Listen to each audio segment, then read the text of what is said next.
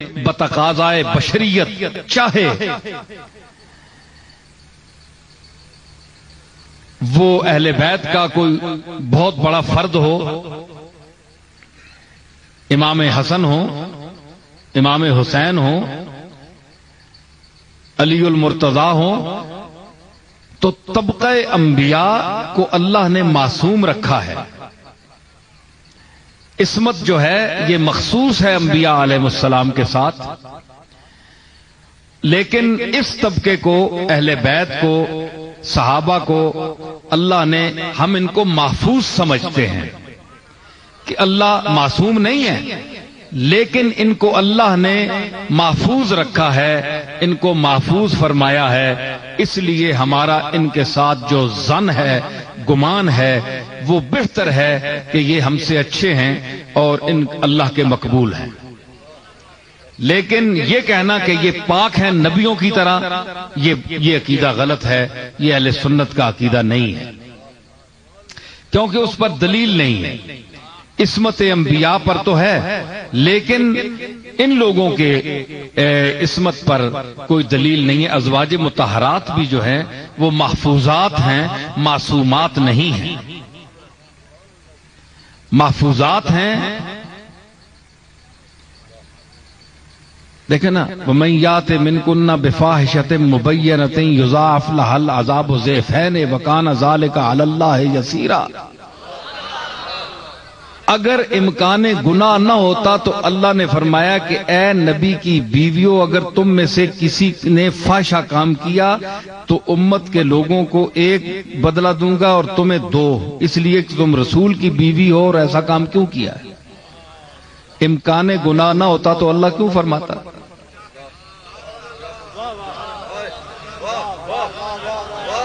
تو جب مائیں معصوم نہیں ہیں تو اولاد کس طرح معصوم ہو سکتی ہے؟ تو اسی پر پیر میر علی شاہ صاحب نے شیعہ اور سنی کے جو میں آپ محاکمہ کیا ہے، اور تصفیہ ما بین سنی و شیعہ میں بڑی تفصیلی بحث کی ہے، اس میں انہوں نے یہ بھی لکھا ہے، حالانکہ ایک سید گھرانے سے ان کا تعلق ہے، اور بعض لوگوں کا یہ خیال ہے کہ جو شخص سید ہو اس کا شیعہ ہونا ضروری ہے، کہ وہ شیعہ مسلک کا آدمی ہو، اگر وہ شیعہ نہیں ہے تو وہ سید نہیں ہے۔ تو یہ ایک غلط فہمی ہے۔ شیعہ پن اگر اہل بیت کی محبت کا نام ہے تو پھر میرا خیال ہے کہ امام شافعی جیسا آدمی اگر اس سے پوچھا گیا تو امام شافعی نے فرمایا تھا کہ لو کان رفضا حب آل محمد فلیشہد الثقلان انی رافض، کہ اگر محمد کی اولاد کے ساتھ محبت کرنا شیعہ پن ہے تو جن اور انسان کو شافعی گواہ بنا کر کہتا ہے کہ شافعی جو ہے رافضی ہے، شافعی جو ہے شیعہ ہے۔ تو مطلب ہے کہ حب آل محمد، محمد الرسول اللہ کی اولاد، آپ کی صاحبزادی سیدہ فاطمہ کی اولاد سے محبت کرنا یہ داخل ایمان ہے، یہ اصل ایمان ہے۔ تو صرف محبت کرنا شیعہ پن نہیں، اسی طرح ماشاءاللہ اہل سنت میں بھی محبت ہے، اور ہمارا دل بھی اہل بیت کی محبت سے لبریز ہے، ازواج مطہرات کی محبت سے بھی، ان کی عظمت اور عزت سے لبریز ہے، اور حضرت سیدہ عائشہ کی عظمت، حضرت خدیجہ الکبریٰ اور تمام جتنی ازواج ہیں تمام کی عظمتیں ہم مانتے ہیں، دل و جان سے مانتے ہیں۔ تو اسی طرح اولاد کی جو محبت ہے وہ بھی جزو ایمان ہے۔ تو اس حوالے سے اگر کوئی اہل سنت کو یہ کہے کہ ان میں شیعہ پن زیادہ ہے تو یہ ان کی غلط فہمی ہے۔ محمد اور آل محمد سے محبت کرنا یہ شیعہ پن نہیں ہے، یہ اصل ہے، یہ ایمان کی اصل ہے۔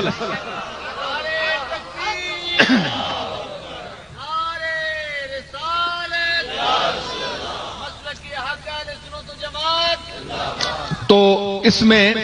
میں ذرا آج اور انداز سے آپ کے سامنے گفتگو کر رہا ہوں، اور یہ اس دور کا تقاضا ہے اور مجھے ضرورت ہے اس موضوع پر بولنے کی۔ تو صحابہ کا بڑا مقام ہے اور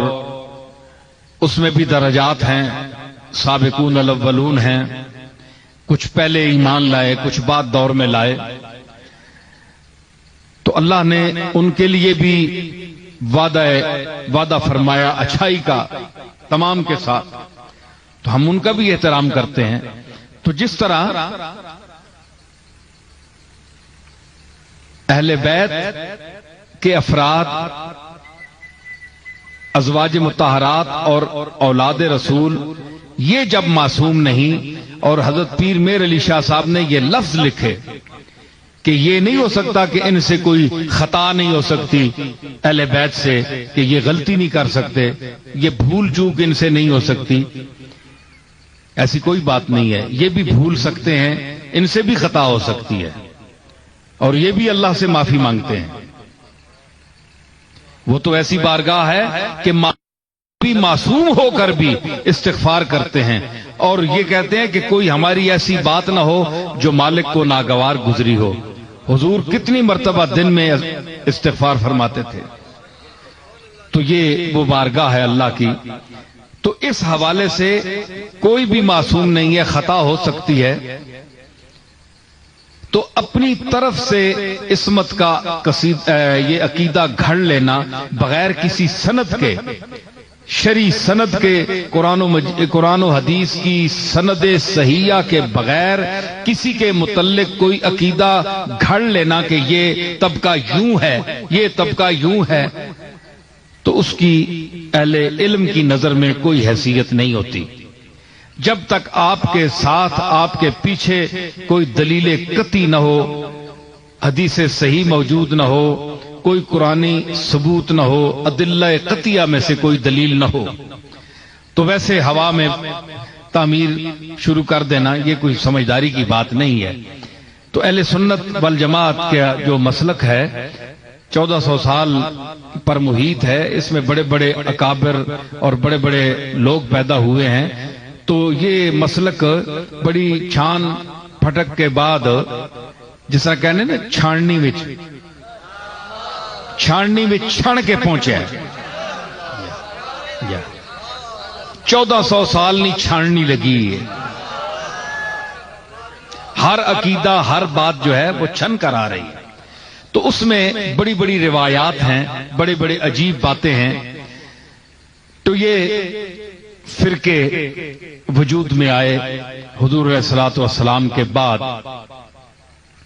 انہوں نے اپنے اپنے، جس طرح شخصیت پرستی ہوتی ہے، شخصیت پرستی کا دور شروع ہوا، اور جس طرح احادیث میں آتا ہے کہ حضور علیہ الصلوۃ والسلام نے جناب علی المرتضیٰ سے فرمایا کہ تم سے جو بغض کرے گا وہ منافق ہوگا، اور جو حد سے بڑھ کر تجھ سے محبت کرے گا، جس میں اس کا دوسروں کے ساتھ لحاظ نہیں کرے گا میرے صحابہ کا یا اور شریعت کے احکام کا، وہ بھی جو ہے وہ بھی نجات نہیں پائے گا، وہ طبقہ وہ بھی خسارے میں رہے گا۔ یہ حضرت علی کے لیے حضور نے خصوصاً فرمایا تھا، اور تمام حدیثوں کتب حدیث میں یہ حدیث موجود ہے۔ تو یہ اس دور میں ہی یہ شخصیت پرستی، آپ کو پتہ ہے کہ لوگ جو ہیں اپنے مفادات کے لیے شخصیتیں چن لیتے ہیں کہ دنیا کا فائدہ ہمیں کس سے ہے، دین کا فائدہ ہمیں کس سے ہے۔ تو انسان یہ آج کا انسان نہیں ہے، یہ انسان بہت دور سے دور سے چلا آ رہا ہے، اور بڑے دور سے چلا آ رہا ہے۔ آدم سے شروع ہوا آج تک پہنچا ہے، آپ دیکھیں اس نے کتنی ترقی کی ہے، اس میں کتنا اس کا علم ہے، یہ آپ کے سامنے ہے سب کے۔ تو آپ یہ کہیں جناب کہ ہم جو ہیں اس دور میں ہمارے انسانوں کے جو تقاضے ہیں وہ کچھ اور ہیں، پچھلے جو تھے وہ ہمارے جیسے انسان نہیں تھے، وہ ہمارے جیسے ہی انسان تھے، صرف ان کو رسول اللہ کی صحبت اور زیارت نے ان کا رتبہ بلند کر دیا۔ حضور کی وجہ سے ہم نے اہل بیت کی بھی محبت کرنی ہے، عزت کرنی ہے، اور صحابہ کا بھی خیال رکھنا ہے، ٹھیک ہے نا۔ تو یہ حضور کی وجہ سے ہے، مرکزی ذات آپ کی ہے، یہ آپ کے ارد گرد پھرنے والے سیارے ہیں۔ تو سورج کے قریب تر جو ستارہ ہوگا، جو سیارہ ہوگا، اس کو قرب کا اتنا ہی شرف ہوگا جتنا وہ قریب ہے، اور جو جتنا دور ہے تو اسی مدار میں گردش تو وہ سورج کے ارد گرد ہی کر رہا ہے، لیکن اس کا مدار کھلا ہے، وہ ذرا دور ہے، اور یہ ذرا قریب ہے، اور جو قریب ہے وہ قریب ہے، جو بعید ہے وہ بعید ہے۔ دیکھیں نا، جو قریب ہیں وہ قریب ہیں۔ اب دیکھیں، حضرت صدیق اکبر حضور کے قریب تھے،